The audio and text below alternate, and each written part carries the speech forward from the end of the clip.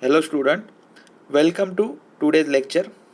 Today we start with the new unit number 2 for S2K subject. Unit name is Test Planning and Management. So let's cover the syllabus for this unit. So these are the syllabus for second unit. First there is a fundamentals of software testing, then testing development life cycle, second point, then requirement traceability matrix, then essentials workbench, then important features of testing process, then principle and silent and policy of software testing, then various test strategies, test planning, then testing process and number of defects found, then test team efficiency, then mutation testing and its challenges, then test team approach, process problem phase, cost aspects, establishing testing policy, methods, structural approach, then categories of defect, what is defect, then error, mistakes in software, then developing test strategy and plan, testing process, then attitude toward testing approaches, challenges. So these are the point we are covering in this unit. So before start, we are again going to see some terminology used in this unit. First terminology is testing. We already saw various definition on testing. Again here are definition for testing. So what is testing? In testing, the basically we find the defect in your software. So testing, it is the process of exercising and evaluating a system or system component by manual or automated means to verify that it is satisfy the specified requirement. So in basically testing, we are checking the specification given by a customer whether it is match or not. If it is match, then test case is pass. If it is fail, then test case is fail. So this is the definition for testing. Then there is another terminology, that is process. So process is a sequence of steps performed for a given purpose. So these are IEEE based definition. And last is software process. A software process is a set of activities, methods, practices and transformations that people use to develop and maintain software and associated products. So these are the definition with the software process. Now we are going to understand how the testing happen during the development life cycle. We already saw the SDLC models. So in SDLC there is a first phase, a total 5 phases present in SDLC. First phase is requirement gathering, then designing, coding, testing and deployment. So we saw various advantage and disadvantage of development model. So one of the disadvantage of SDLC is it require various phases. So time required for testing is very less as compared to for the development. Okay, to avoid or to make software testing efficient, there is a one model is proposed. That model is called as a verification and validation model, or we can say VV model. So in this there are two cycle present. First is verification cycle and second is validation cycle. So this part contain the verification process and this part contain the validation process. So by using this model we can say the testing get more efficient than the previously. So let's understand how this model work. In HDLC we saw the various phases that occur one by one, but in verification and validation phase, so if you look at here, the developer life cycle model means HDLC, and here is a separate cycle is given for the tester, that is tester life cycle. So what happened? So in this, the first phase is the business requirement specification. So at the time of business requirement specification, the tester do a job of acceptance testing, means here the tester do the documentation required for the acceptance testing. Then there is a system requirement specification. Again during this cycle tester work on the system testing. Again the high level design. In high level design phase the developer do the high level design. At the similar time tester work on the system integration testing. Then low level design.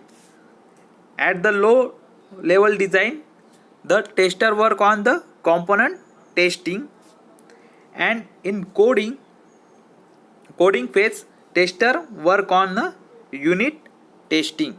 So in this way the simultaneously process is going on for the development as well as your testing. So lots of time is reduced as compared to the previous model. So this verification phase is entirely, we can say, the documentation phase. So in this phase the developer create a entire documentation required for the development phase, and in coding phase actual code start. Okay, and in this unit testing, component testing, system integration testing, system testing and acceptance testing. So during the this, suppose developer doing the business requirement specification, at the same time tester doing the work on the acceptance testing, means he is creating the what are the test cases should be carried out to check the performance of your software. So in this way for each stage the tester writing the test cases, and when code is completed step by step it going to check whether all test cases executed successfully or not.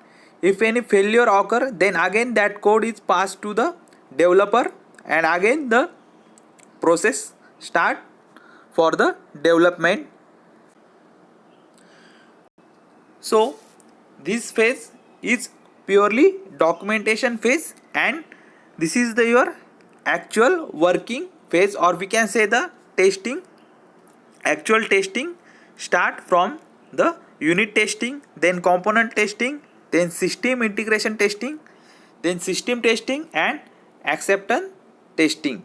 So this model is called as a verification and validation model. So most of the company using this model for the software testing. Nowadays there is a one more model is present for the testing. That model is called agile methodology for the testing. Now we are going to understand various concepts used in verification and validation model. First is unit testing. So what is unit testing? So it is a level of software testing process where individual units or components of a software are tested. So means take an example, you are developing one software application and in that various component present. Consider example, you want to develop a, we can say, student database system. So for that login is required. So login is one component, then faculty is one component, student is one component. So in unit testing, it is a smaller component of your software. We can say unit क्या है, it is a smaller component of your software. That smaller component is tested in unit testing. The purpose is to validate that each unit of software perform as a design. Consider example, login component. So first we check a login component whether it is working fine or not. So in this way, unit testing, we know whether each component of your software is working or not. And it is a method by which individual unit of source code are tested to determine if they are fit for the use. So in unit testing, the individual unit is tested and check the whether output satisfy or not. Then what are the benefits of unit testing? So these are the benefits. First benefit is early detection of software defect. So we can detect the software defect early. Suppose your login failed, so we can detect at the development starting phase only. Now if you don't perform unit testing and you develop entire software and then you are going to check your system, then we can say it little bit late for the detection. So for the early detection, you can use unit testing. Then provide scope for the changes and update. If you detected early your defect in your system, then it is very easy to change the system. Rather later you are going to change it. Then simplifies integration testing. Now we are checking individual model in unit testing. So the integration testing is simplifiers because each model is working fine, so it is easy to integrate. Then proper documentation can maintain. So we are testing each component, so there is a proper documentation for each test case is present. Then next benefit is contributes in good design of overall software. So it helps to provide a good design to your software. So these are the benefits of unit testing. Today we stop here. Tomorrow we continue with integration and system testing. So you have one assignment, you have to draw this diagram. Okay, I will share a link for uploading. So you have to upload complete diagram. So this is assignment for you. You have to draw this diagram and upload to Google Classroom. Thank you.